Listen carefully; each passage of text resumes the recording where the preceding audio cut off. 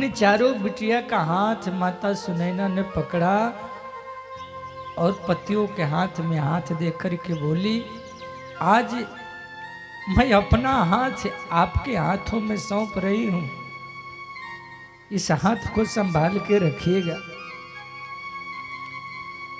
मेरी आत्मा आपके साथ जा रही है। जितना ख्याल मेरी बिटिया हमारी रखती थी उतना ख्याल बेटा नहीं रख पाता है।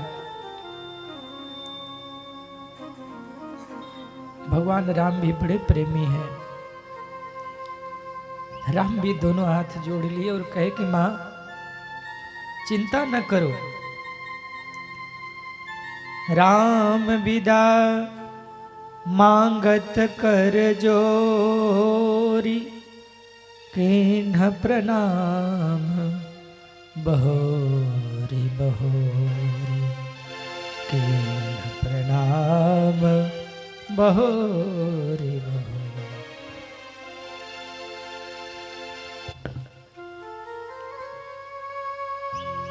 पीछे पीछे माताएं चल पड़ी।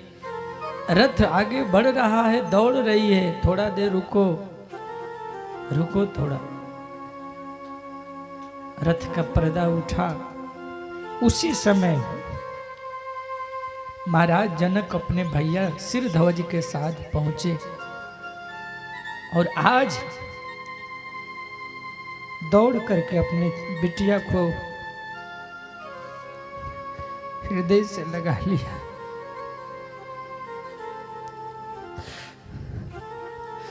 लीन नीलायुर जनक जानकी। बाप की जो दशा होती है बेटी को बिछड़ने में, वो बाप ही जानता है। क्योंकि बाप की सेवा बेटी माँ के तरह करती है। माँ मर जाए लेकिन अगर बेटी चल जाती है तो लगता है उसके माँ चली गई।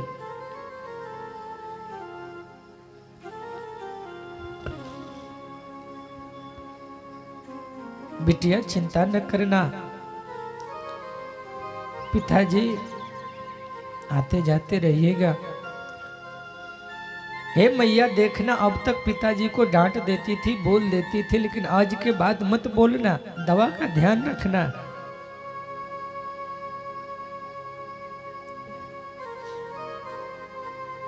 मां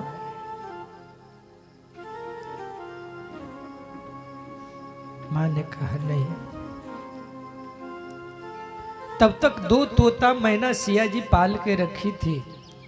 दोनों तोता मैना हे सीते हे सीते हे सीते करके इतना चिल्ला रहे थे कि मैया सुनैना ने कहा इनको भी इनके साथ भेज दो, नहीं तो सीते सीते कह करके हमको जीने नहीं देंगे, इसलिए इनको भी साथ भेज दो। बाप अगर देर से आता है तो बेटी तुरंत पूछती है खाना खाया कि नहीं खाया, जल्दी खा लीजिए पिताजी। किसी का एक लौता बेटा हो, किसी एक्सीडेंट में मर गया हो सकता है उस बाप की आंखों में आंसू न आए, लेकिन अगर उसकी 5-5 बिटिया हो, अगर विदाई हो रहा हो, ऐसा कौन बाप है जिसका कलेजा न फटा हो। बेटी विदाई का प्रसंग सज्जनों बड़ी करुणा और प्रेम का प्रसंग है। आज राम जी ने हाथ जोड़ लिया, हे जनक महाराज, पिताजी चिंता न करिए, कोई परेशानी नहीं होगी आपकी बिटिया की, आप बिल्कुल निश्चिंत रहे।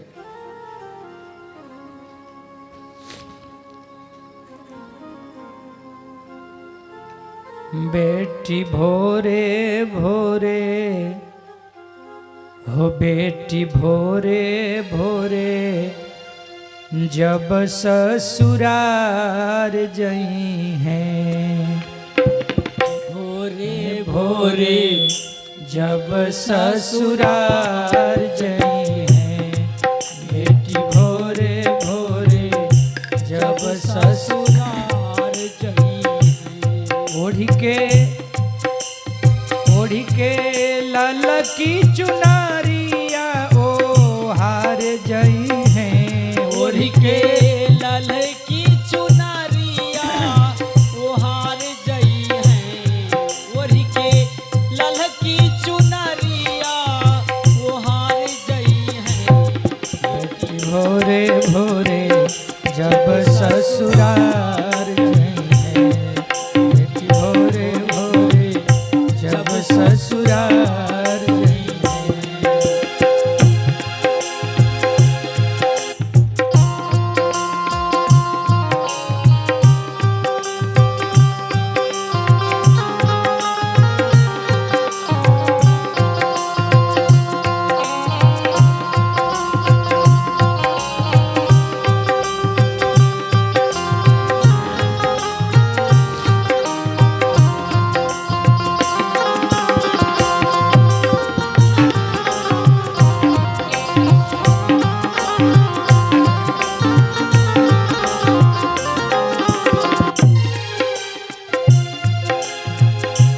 माँ ने कहा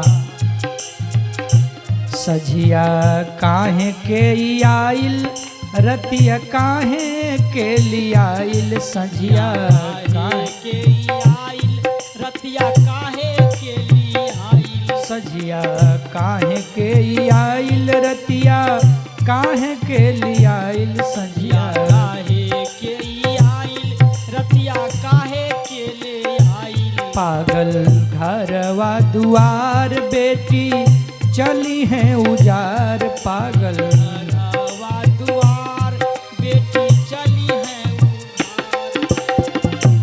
घर में भाई दुअर भैया, घर में माई दुअर भैया, संग में रोवे लागल गैया। घर में माई दुअर भैया, संग में रोवे लागल गैया।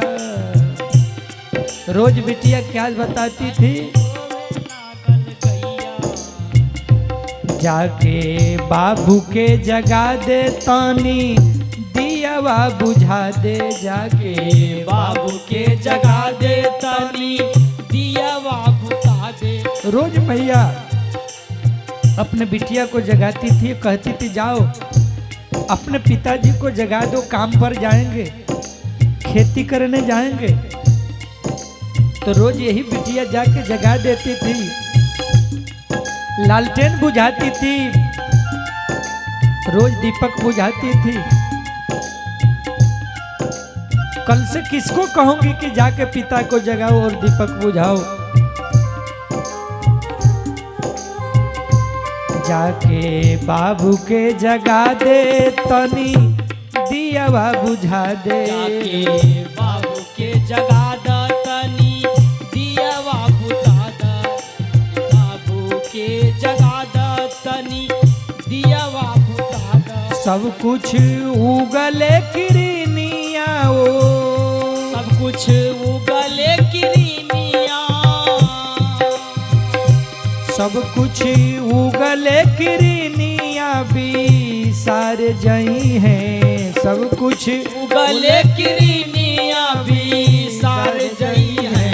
बेटी भोरे भोरे जब ससुराल गई है, बेटी भोरे भोरे जब ससुराल जई है।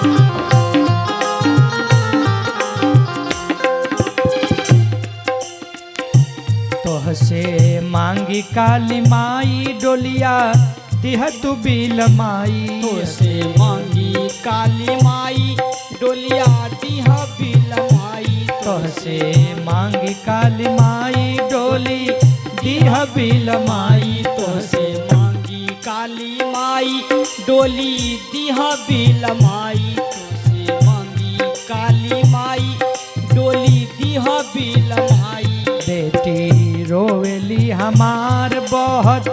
होइया सुधार बेटी रोए बेटी रोवेली हमार बहुत होइया सुधार बेटी।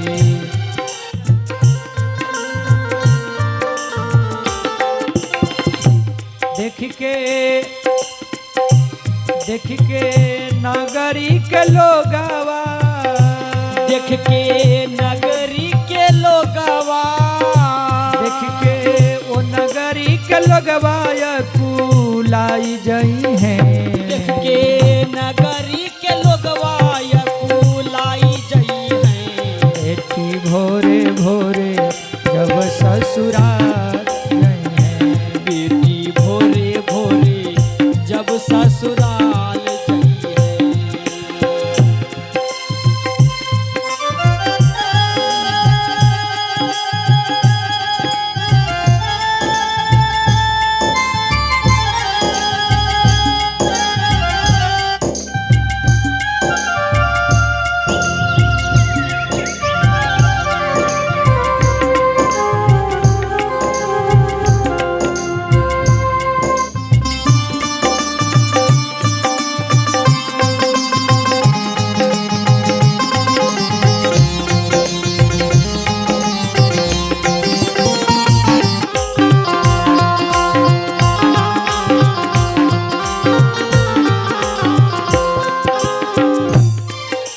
मैया ने अपने बिटिया के लिए अंतिम बात कहा।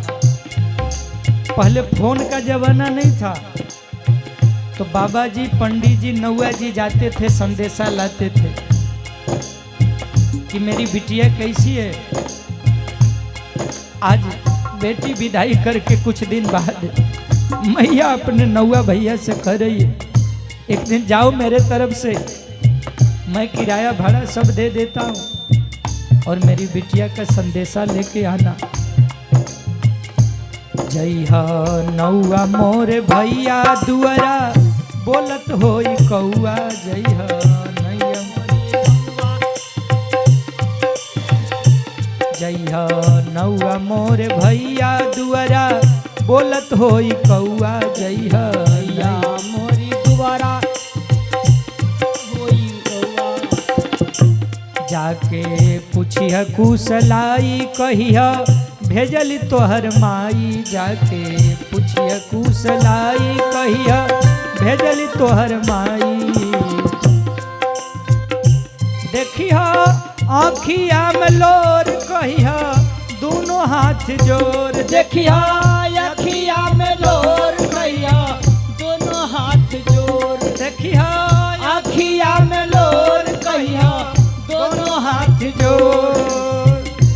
बेटी हमनी के सुधिया बेटी हमनी के सुधिया बेटी हमनी के सुधिया बिसार जई है।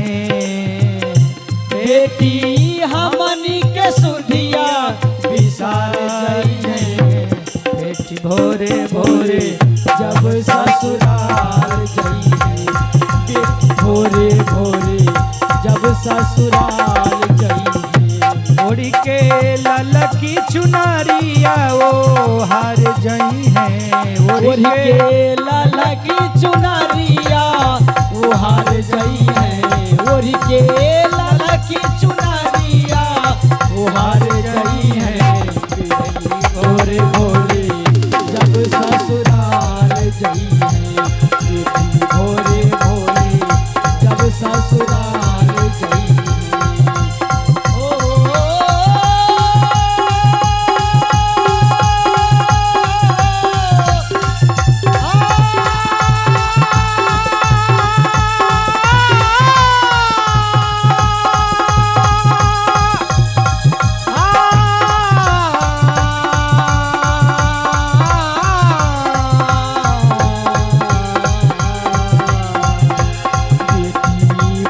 भोरे जब ससुराल जई है। बेटी भोरे भोरे जब ससुराल जई है। बेटी भोरे भोरे जब ससुराल जई है।